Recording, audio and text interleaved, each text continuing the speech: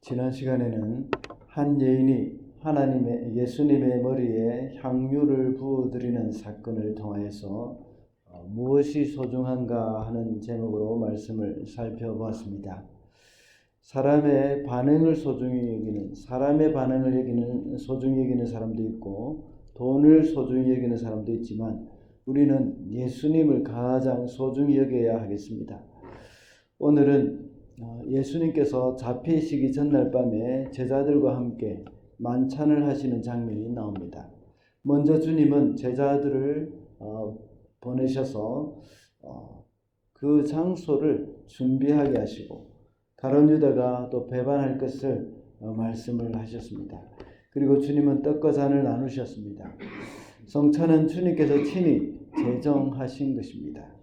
성찬을 베푸면서 주님은 말씀하시기를 이것을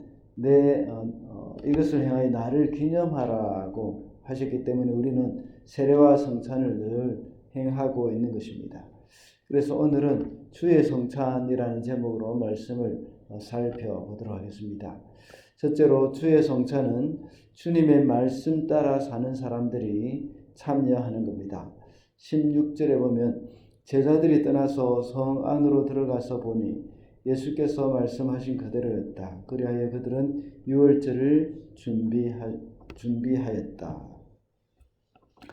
유월절의 첫날이며 또 유월절의 양을 잡는 일에 그날에 예수님은 유월절 만찬을 제자들과 함께 하셨습니다.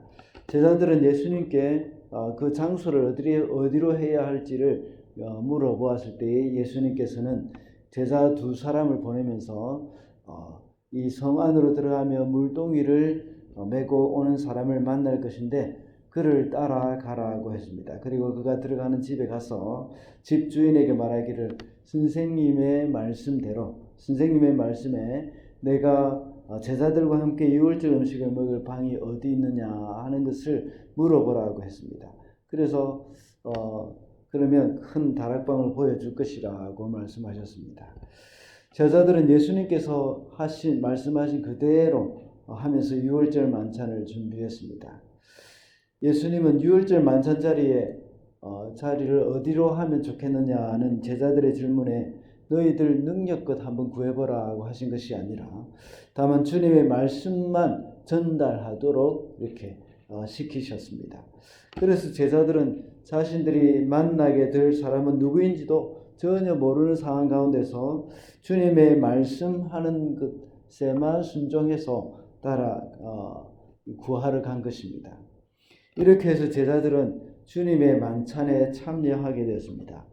이런 것을 볼 때에 이 성찬에 참여한 이 제자들은 주님의 말씀을 따라 행했던 그런 사람이었습니다. 그래서 주님의 말씀을 따라서 집을 구하러 갔고 그 장소를 찾아갔던 것입니다. 우리가 세상을 살아갈 때에 하나님의 말씀과는 상관없이 이 자기의 마음대로 살고 세상의 방식대로 살다가 주일이 되어서 성찬에 참여하는 것이 아닙니다. 말씀대로 살아가는 삶에는 이 불이익도 따르고 많은 어려움이 따를 수도 있겠지만 그럼에도 불구하고 말씀의 능력을 믿고 우직하게 살아가는 사람들, 그런 사람들이 주님의 만찬에 참여하고 또 그 만찬 가운데서 참 하나님이 베풀어 주시는 큰 은혜를 경험하게 되어지는 것입니다. 그러므로 주님의 만찬은 우리의 삶 가운데서 하나님의 말씀을 따라 사는 사람들, 그런 사람들이 참여해야 한다는 것입니다. 둘째로 주의 만찬은 자신을 돌아보면서 참여해야 합니다. 18절과 19절 말씀입니다. 그들이 자리를 잡고 앉아서 먹고 있을 때에 예수께서 말씀하셨다. 내가 진정으로 너희에게 말한다. 너희 가운데 한 사람 곧 나와 함께 먹고 있는 사람이 나를 넘겨줄 것이다. 그들은 근심에 쌓여 나는 아니지요 하고 예수께 말하기 시작했다.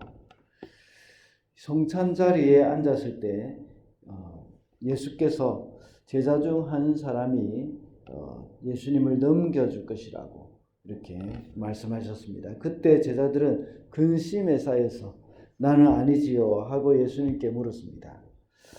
마태복음 26장 25절에는 가룟 유다도 역시 내니까 라고 말하고 있는 장면을 기록하고 있습니다. 그러나 오늘 본문에서는 가룟 유다가 이렇게 물었다는 말은 없습니다.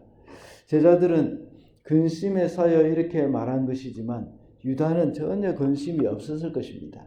여기서 말하는 근심이라는 말은 깊이 슬퍼하다는 그런 의미가 포함되어 있습니다. 예수님의 이 말씀에 스스로를 돌아보는 그런 제자들의 마음이라고 할 수 있습니다. 가룟 유다가 스스로를 돌아보는 마음이 있었다면 그는 예수님을 팔 계획을 멈췄을 것입니다. 예수님께서 이렇게 12 중에 한 명이 자신을 넘겨줄 것이라는 그런 말씀을 하신 이유는 가룟 유다로 하여금 돌이킬 수 있는 기회를 주시기 위한 것입니다. 그러나 결국 그는 돌이키지 않고 주님을 팔아넘겼습니다. 이 말씀을 볼 때 우리가 교회의 의식에 참여한다는 것은 그것이 우리의 구원을 보장한다는 것은 아닙니다. 이 세례를 받는다고 해서 이 구원이 보장되는 것은 아니고 또 성찬에 참여한다고 해서 우리의 구원이 보장된다는 것은 아니라는 것입니다.